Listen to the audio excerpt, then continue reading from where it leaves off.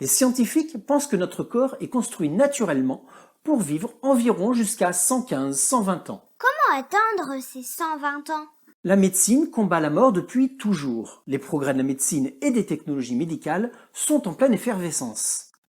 L'accélération de l'utilisation des vaccins ARN messagers pour contrer la Covid-19 ouvre de nouvelles perspectives pour la recherche contre le sida par exemple, mais également contre certaines formes de cancer et même contre Alzheimer ou Parkinson si on arrive à identifier une protéine associée à ces maladies.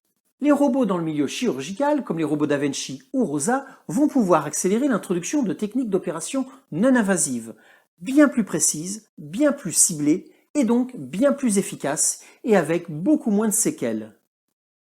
Les nanotechnologies vont permettre dans quelques années de pouvoir intégrer des nanorobots sous forme de médicaments. Ils pourront être pilotés pour rejoindre une tumeur, par exemple, afin de la détruire sans avoir à effectuer de chimiothérapie ou d'opérations chirurgicales. Les nanorobots seront ensuite évacués par les selles.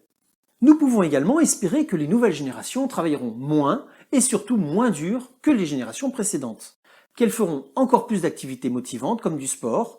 Cela peut paraître un détail, mais cela allongera d'autant plus leur durée de vie. La médecine apprend à remplacer, voire maîtrise déjà le remplacement d'éléments endommagés de notre corps par d'autres éléments provenant de donneurs ou même de son propre corps. Cela peut être du tissu de la peau, de la moelle osseuse, des intestins, les poumons, le cœur, pourquoi pas un visage.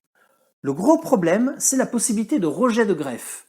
Notre corps, par défaut, va rejeter un élément qui ne lui appartient pas, car il le prend pour un ennemi. Un receveur devra donc prendre des traitements à vie pour éviter ces problèmes de rejet. La recherche va actuellement dans la production d'organes synthétiques à partir de vraies cellules du corps du malade. Ces organes sont créés ensuite par impression 3D à partir des cellules produites avant d'être transplantées.